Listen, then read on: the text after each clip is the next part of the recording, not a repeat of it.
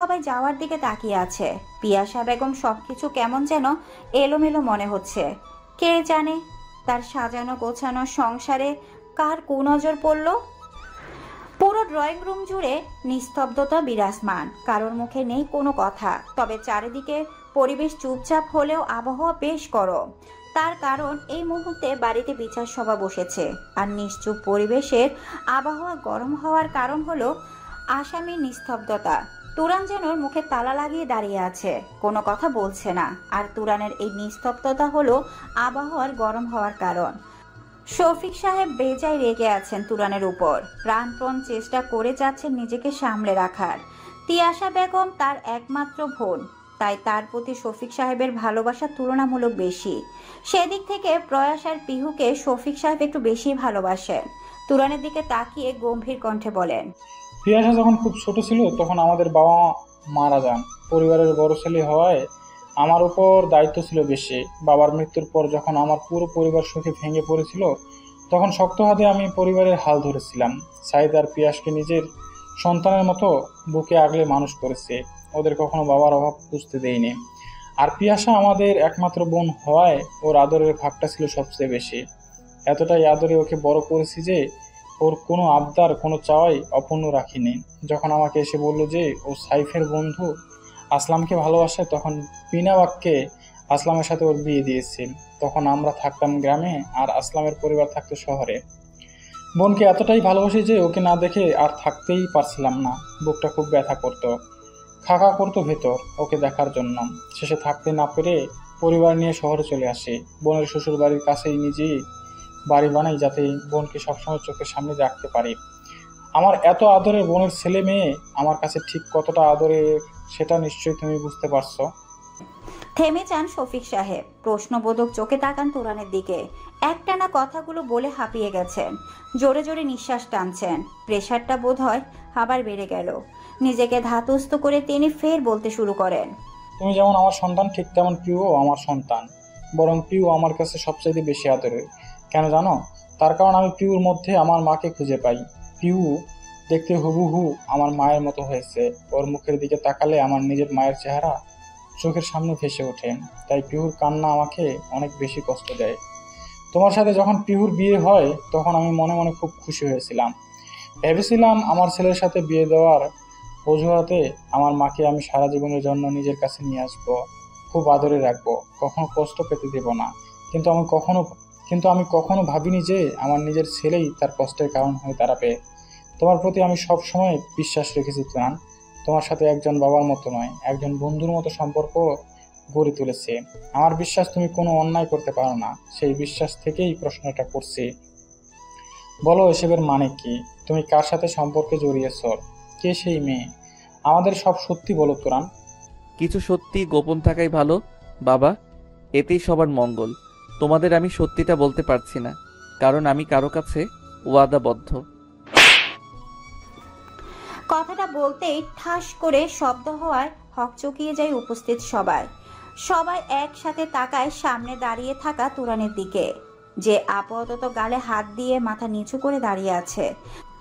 তারপর সবাই তাকায় রাগে অগ্নিমুক্তি রূপ ধারণ করা তাইবা বেগমের দিকে। তুরানের দিকে তাকিয়ে রাগে ফুঁসছেন তাইবা বেগম। এদিকে স্ত্রীর কাজে হতবাক শফিক সাহেব। তাইবা বেগম যে রাগের মাথায় এত বড় ছেলের গায়ে হাত তুলবেন সেটা শফিক সাহেব কল্পনাও করেননি। পুরো রুম জুড়ে পিনপতন নীরবতা বিরাজ করছে। উপস্থিত সবাই হতবাক, কথা বলার ভাষা হারিয়ে ফেলেছে। নীরবতা ভেঙে তাইবা বেগম ফুঁসে উঠে বলেন, তোর লজ্জা করছে না এসব বলতে? মুখ ফুলিয়ে গর্ব করে বলছিস যে তুই কারো কাছে ওয়াদাবদ্ধ। এদিকে পিউজি তোর দায়িত্ব নেওয়া ভুলে গেছিস। কে সেই মেয়ে? বল, কি নাম তার? পরিচয় বল। কার জন্য তুই নিজের সংসার ভাঙছিস? আমার ছেলে বলে তুই অন্যায় করে পার পেয়ে যাবি সেটা ভাবিস না তোরান। অন্যায় করলে শাস্তি তোকে পেতেই হবে। কে সেই মেয়ে বল? তাকে এক্ষুনি ডাক। এই মুহূর্তে তার সাথে সব সম্পর্ক শেষ করে পিউর কাছে গিয়ে ক্ষমা চাইবি। যেভাবেই হোক পিউকে বুঝিয়ে ওকে ফিরে নিয়ে আসবি। ডাক সেই মেয়েকে। তুরানের নজর নিচের দিকে, মাথা নিচু করে ধীর কণ্ঠে বলে, বোঝার চেষ্টা করো মা, আমি তাকে এখানে ডেকে আনতে পারবো না, আর না তার পরিচয় বলতে পারবো, কিন্তু তার সাথে আমার কোনো প্রেমের সম্পর্ক নেই। এর বেশি কিছুই করতে পারবো না। আমি ওয়াদাবদ্ধ। প্লিজ বোঝার চেষ্টা করো। পিহু আমাকে ভুল বুঝে যা নয় তাই বলছে, কিন্তু তুমি অন্তত বোঝো। সাথে সাথে আরো একটা থাপ্পড় পড়ে তুরানের গালে। এবার থাপ্পড়টা দিয়েছে তাহমিনা। তুরানের কলা চেপে ধরে রাগী কণ্ঠে বলে, তুই এতটা খারাপ কিভাবে হতে পারলি ভাই? তুই পিহুকে এভাবে ঠকালি? কিভাবে পারলি এটা করতে? আরিফ আমাকে আগেই বলেছিল যে ভাবি তুরান তোমার বোনকে ঠকাচ্ছে, কিন্তু আমি বিশ্বাস করিনি। এখন দেখছি সব সত্যি। তুই সত্যি পিহুকে রেখে অন্য কারোর সাথে সম্পর্ক করছিস? তোকে নিজের ভাই বলতে আমার ঘৃণা হচ্ছে।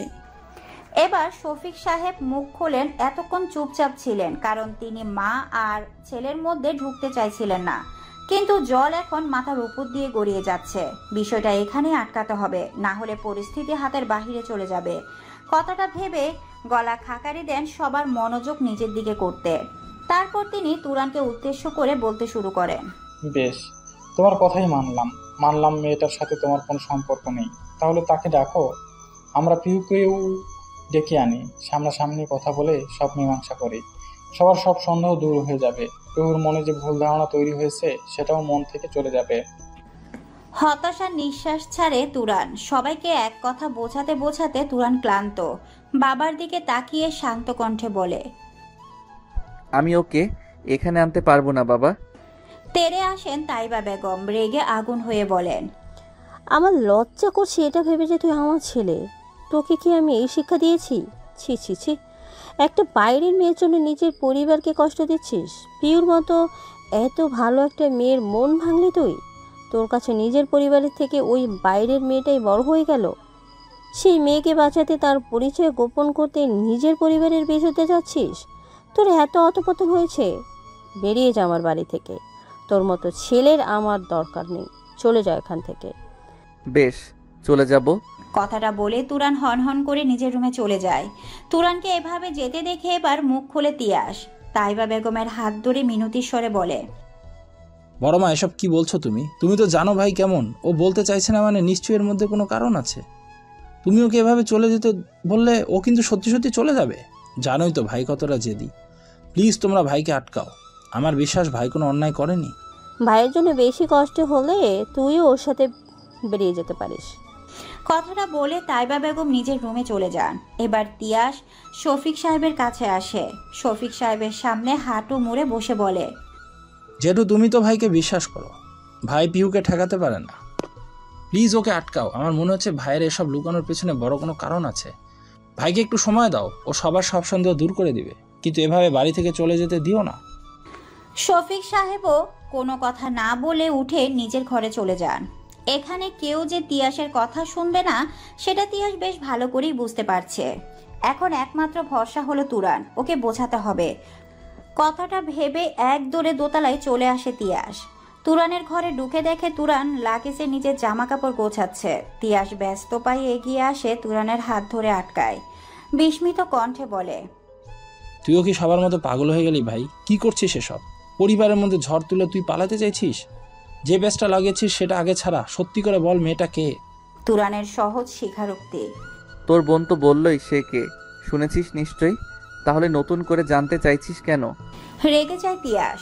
তুরানের হাত ধরে টেনে খাটে বসিয়ে নিজে তুরানের পাশে বসে রাগী কণ্ঠে বলে, এমন পরিস্থিতিতে তুই তেরামি করছিস? দেখ ভাই, আমি জানি তুই পিহুকে ঠিক কতটা ভালোবাসিস। তার প্রমাণ আমি নিজে। এখন তুই নিজেও যদি বলিস তুই অন্য কারোর সাথে সম্পর্কে জড়িয়ে পড়েছিস, সেটা সবাই বিশ্বাস করলেও আমি করব না, কারণ আমি তোকে খুব ভালো করে চিনি। আফসোস, যার বিশ্বাস আমার প্রয়োজন সেই তো বিশ্বাস করে না। আমাকে চরিত্রহীনের আখ্যা দিয়ে দিল। সে নাকি আমার মুখও দেখতে চায় না। তাহলে সত্যি মিথ্যে প্রমাণ করে কী লাভ? এতদিনে আমি তার বিশ্বাসটাও অর্জন করতে পারিনি। এটা আমার ব্যর্থতা। কথাটা বলে তুরান আবার জামা কাপড় লাকিসে রাখতে শুরু করে। তিয়াস ব্যস্ত কণ্ঠে বলে, পিহু ছোট ভাই, ও এসব প্যাচ বোঝে না। জানিস তোর মনটা কত নরম। যে যা বলে সেটাই বিশ্বাস করে কষ্ট পায়। তুই প্লিজ ওর সাথে কথা বল। কেন ওই মেয়েটার কথা লুকাচ্ছিস? পিহুকে সব বলে দিলেই তো হয়। আমি জানি ওটা তোর কোনো প্রেমিকা না। বলতেই তো গেছিলাম, তোর বোন তো কোনো কথাই শুনলো না। উল্টো আমাকে যা নয় তাই বলে অপমান করে ফেরত পাঠালো। তিয়াসের এবার খুব রাগ হচ্ছে। তুরান যে একটু একঘেয়ে ঘাটতেরা সেটা সবাই জানে, কিন্তু সিরিয়াস টাইমে এমন তেরামি তিয়াস মোটেও আশা করেনি। কিছুটা রাগ নিয়ে তিয়াস বলে, এবার কিন্তু আমার রাগ হচ্ছে ভাই, ভুলে যাস না আমি কে। তোকে আমি খুব ভালো করে চিনি, সত্যি করে বল মেয়েটাকে, আমি সব জানতে চাই। এখন আমি কিছুই বলতে পারবো না, কারণ আমি কারো কাছে ওয়াদাবদ্ধ। আমি এখনই জানতে চাই, তাও সব। এরই মধ্যে তুরানের ব্যাগ গোছানো শেষ। লাকেজটা হাতে নিয়ে তুরান তিয়াসের দিকে তাকিয়ে বলে, আমার কথা মন দিয়ে শোন, আমি এখন যাচ্ছি, আমার জরুরি একটা কাজ আছে। আমার অবর্তমানে পরিবারের দায়িত্ব তোর উপর, সবটা সামলে নিস। আর হ্যাঁ, পিহুর খেয়াল রাখিস। পিহুর দায়িত্ব আমি তোর উপর দিয়ে গেলাম। কিন্তু তুই কোথায় যাচ্ছিস আর ফিরবি কবে? থেমে যায় তুরান, ছোট্ট একটা নিঃশ্বাস ছেড়ে বলে, কোথায় যাচ্ছি নিজেও জানি না, আর কবে ফিরবো সেটাও বলতে পারছি না, কারণ যার জন্য ফিরবো সে তো আমার মুখও দেখতে চায় না, হয়তো আর ফিরবো না। পিহুর খেয়াল রাখিস, ওর দায়িত্ব কিন্তু এখন তোর উপর। কথাটা বলে তিয়াসকে আর কিছু বলতে না দিয়ে তুরান ব্যস্ত পায়ে বেরিয়ে যায়। চিন্তায় পড়ে যায় তিয়াস। কে এই মেয়ে যার পরিচয় তুরান লুকিয়ে যাচ্ছে? তুরানের সাথে তার কী বা সম্পর্ক? নিজের সংসার ভেঙে যাচ্ছে তবুও তুরান তাকে কারোর সামনে আনছে না কেন? এই কেনর উত্তর কিছুতেই কেউ খুঁজে পাচ্ছে না। অভিমান জিনিসটা খুবই ভয়ঙ্কর। একটা সুস্থ সুন্দর সাজানো গোছানো সম্পর্ক শেষ করতে একটু ভুল বোঝাবুঝি আর তার সাথে এক টুকরো অভিমানই যথেষ্ট।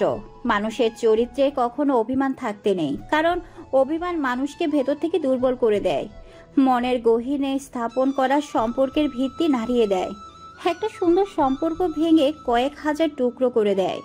পিহু তুরানের প্রতি এই অভিমানই ওর সম্পর্কের ভাঙনের কারণ হয়ে দাঁড়ালো।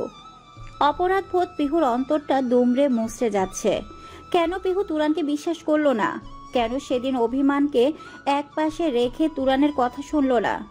কেন তুরানকে সবকিছু বুঝিয়ে বলার জন্য একটু সময় দিল না? এই এত এত অনুশোচনা নিয়ে পিহু বেঁচে থাকা দায় হয়ে পড়েছে। নিজের রুমের জানালার সাথে মাথা ঠেকিয়ে নিষ্পলক চোখে তাকিয়ে আছে বাহিরের দিকে। সন্ধ্যায় অন্ধকার যেন পিহুর পুরো সত্তাকে অন্ধকারে ঢেকে ফেলেছে। আজ 15 দিন হচ্ছে তুরান বাড়িতে নেই। সে যে রাগ করে চলে গেল, তারপর আর বাড়ি ফেরেনি। ফোন করলেও সুইচ অফ দেখায়। এই 15 দিনে পিহু কয়েক শতবার ফোন করেছে তুরানকে, কয়েক শত আবেগ মাখা মেসেজ দিয়েছে তুরানকে ফোন ধরার জন্য, বাড়ি ফেরার জন্য, কিন্তু তুরান না ফোন অন করেছে আর না মেসেজের কোনো রিপ্লাই। চোখ থেকে দুফোঁটা অশ্রু গড়িয়ে পড়ে পিহুর। নিষ্প্রাণ চোখে বাহিরের আবছা অন্ধকারের দিকে তাকিয়ে হারিয়ে যায় স্মৃতির পাতায়। মনে পড়ে যায় আজ থেকে ঠিক 13 দিন আগের ঘটনা, অতীত। তুরান যাওয়ার 2 দিন পর শফিক সাহেব হঠাৎ অসুস্থ হয়ে পড়েন। অতিরিক্ত চিন্তায় প্রেশার হাই হয়ে যায় তার। কথাটা শুনতেই ছুটে চলে এসেছিল পিহু। ডাক্তার এসেছেন শফিক সাহেবকে চেক আপ করতে। ডক্টর সময় নিয়ে ভালোভাবে পর্যবেক্ষণ করে বলেন, অতিরিক্ত টেনশনের জন্য প্রেশার হাই হয়ে গেছে, তাছাড়া বিশেষ কিছু হয়নি। তবে প্রেশার কিন্তু স্বাভাবিকের তুলনায় অনেক বেশি, অনেক সতর্ক থাকতে হবে। এভাবে চিন্তা করতে থাকলে যে কোনো সময় হার্ট অ্যাটাক হতে পারে, সবাই একটু খেয়াল রাখবেন যেন উনি আর চিন্তা না করেন। বলেই ডক্টর ওষুধের প্রেসক্রিপশন তিয়াসের হাতে ধরিয়ে দিয়ে সেখান থেকে চলে যান। ডক্টরকে এগিয়ে দিতে সাথে সাথে যায় তিয়াস। এদিকে ডক্টরের কথা শুনে বিচলিত হয়ে পড়ে পিহু। শফিক সাহেবের হাত ধরে সামনে হাঁটু মুড়ে বসে বিচলিত কণ্ঠে বলে, তুমি এমন কেন করছো মামা? চিন্তা করে নিজের ক্ষতি কেন করছো? এ দেখো আমি ঠিক আছি, আমি একটুও কষ্ট পাইনি, আর তোমার ছেলেও ভালো আছে, সে যাকে ভালোবাসে তার কাছেই আছে, সুখে আছে। তাহলে তুমি এত চিন্তা করে নিজেকে অসুস্থ করছো কেন?